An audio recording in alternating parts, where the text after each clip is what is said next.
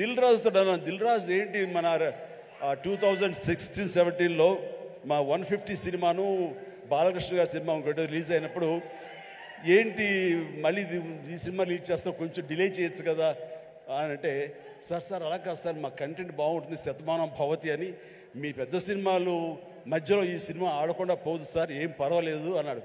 Okay అంత ధైర్యంగా ఉంటే వెల్ అండ్ గుడ్ అన్నాను. ఆ సినిమా కూడా బాగా ఆడింది. కాబట్టి అదే దిల్ రాజు గారు అందరికీ మనకు చెప్పినట్టుగానే ఈ రోజున ఈ సినిమా కూడా బాగా ఆడుతుంది. సో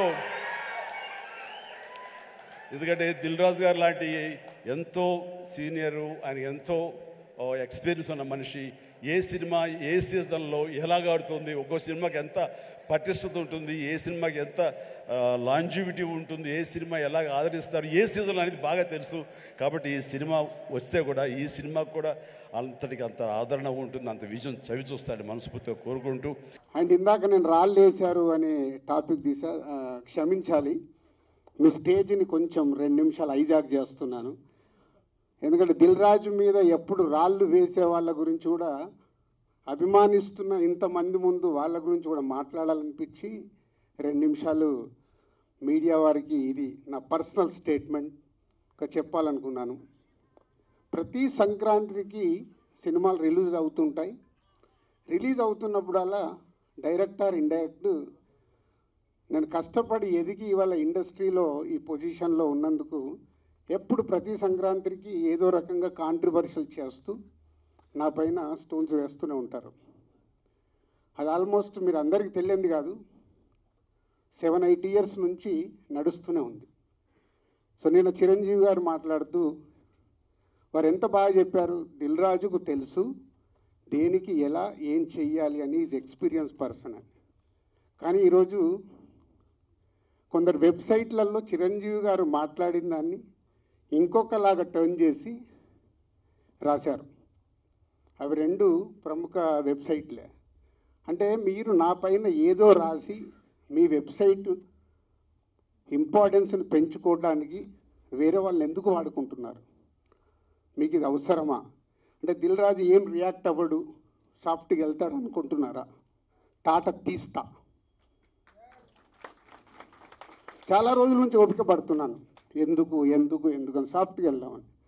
సంబంధం లేకుండా పోనీ ఆ ప్రొడ్యూసర్ వచ్చి మీ దగ్గర ఏమన్నా మాట్లాడా? మీకు అంత దమ్ముంటే ఆ ప్రొడ్యూసర్ని నన్ను స్టేజ్పై పిలిచి కూర్చోబెట్టి క్వశ్చన్స్ వేయండి.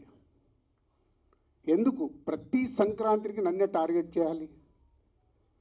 ఇంతమంది నన్ను అభిమానిస్తున్నారు కదా, 95% నన్ను ఇష్టపడతారు, 5% ఇష్టపడతారా? అది ఇష్టపడరా వాళ్ళ ఇష్టం.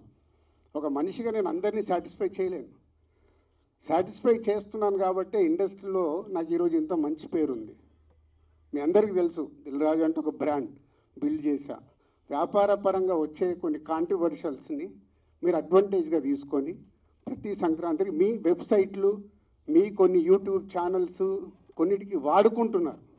అది 100% తప్పు.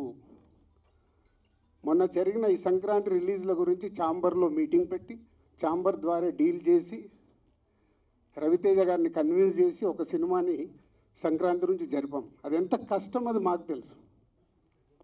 తర్వాత ఉన్న 4 సినిమాలు మళ్ళీ ఎవడో రాశాడు, దిల్ రాజు గారు ఏదో తమిళ సినిమా రిలీజ్ చేస్తున్నాడని.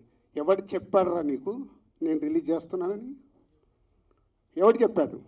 నీ దగ్గర ప్రూఫ్ ఉందా నేను చేస్తున్నానని ఉందా? ఆ తమిళ సినిమాను కూడా రిలీజ్ పోస్ట్పోన్ చేయించింది నేను, తెలుగులో రిలీజ్ వద్దు అని. మీకు తెలియని న్యూస్లు రాసుకుంటూ ఎందుకు వాడుకుంటున్నారు? ఇందాక నేను అన్నాను కదా, తాట తీస్తాను. ఈజీగా తీసుకోవద్దు. నా పైన ఏదైనా రాస్తే, తప్పుడు రాతలు రాస్తే, మీకు తెలియకుండా కాంట్రవర్షియల్ చేస్తే ఈ రోజు నుంచి నేను ఊరుకోను. ఇన్ని రోజులు నడిచిపోయింది, అది గుర్తుపెట్టుకోండి. 4 సినిమాలు రిలీజ్ ఉన్నాయి. మహేష్ బాబు గారు, వెంకటేష్ గారు, నాగార్జున గారు, దాంతోపాటు హనుమాన్ సినిమాని నేను రిలీజు ఆపాలి అని చెప్పానని రాశారు. ప్రొడ్యూసర్ని డైరెక్టర్ని నన్ను పిలిచి నేను సినిమా ఆపాలని అడిగానా? సినిమా 14వ తారీఖు రిలీజ్ చేసేయండి అని చెప్పాను. 12 మహేష్ బాబు సినిమా ఉంది కాబట్టి 14th చేస్తే మీ సినిమాకు ఉపయోగం, మీ సినిమాకు నంబర్ ఆఫ్ థియేటర్స్ దొరుకుతాయని చెప్పాను. కానీ దాన్ని ఇంకొక విధంగా మార్చి రాశారు. చిరంజీవి గారు మాట్లాడింది ఇంకొకలాగా కన్వర్ట్ చేసి రాస్తున్నారు. మీకు కావాల్సిన దాన్ని హైలైట్ చేయకండి. నెగిటివ్ వైబ్స్ ఉండకుండా పాజిటివ్గా బతికితే బాగుంటుంది. నెగిటివ్గా బ్రతకడం ఇంపార్టెంట్ కాదు, అందరం పోయే వాళ్ళమే, ఇక్కడ ఉండటానికి రాలా. నెగిటివ్ ఎందుకు, నెగిటివ్ వైబ్స్ ఎందుకు? మీ వెబ్సైట్లు మీ ఛానల్స్ ఇంప్రూవ్ అవ్వాలని నెగిటివ్ వైబ్స్ని తీసుకొస్తారా? ఈరోజు హనుమాన్ సినిమా ప్రపంచవ్యాప్తంగా రిలీజ్ అవుతుంది. నాట్ ఓన్లీ తెలుగు స్టేట్స్, తమిళ్లో రిలీజ్ అవుతుంది, కన్నడలో రిలీజ్ అవుతుంది, హిందీలో రిలీజ్ అవుతుంది. ఎక్కడ థియేటర్ లేవా, దొరకట్లేదా? మీకు తెలియని విషయం ఏంటంటే నైజాములో 7-8 సెంటర్లలో Mahesh Babu cinema, Hanuman cinema release అవుతుంది. వెంకటేష్ గారి సినిమాకి, నాగార్జున గారి సినిమాకి థియేటర్ లేదు. మీకు తెలుసా అది? చిరంజీవి గారు, Nagarjuna garu, Venkatesh garu, they are not a small heroes. 30 ఏళ్ళ నుంచి ఇండస్ట్రీలో ఒక స్టార్ హీరోగా ఉన్న ఇమేజ్ ఉన్న వాళ్ళకు కూడా థియేటర్ లేవు. ఇవి మీకు కనిపించవు. ఎంతసేపు వాళ్ళకు రావాల్సిన మైలేజ్ గురించి ప్రయత్నం చేస్తూ, సో ఈరోజు కొన్ని కోట్లు ఖర్చు పెడితే రాని ప్రమోషన్ని హనుమాన్ సినిమాకు వచ్చింది. గుడ్.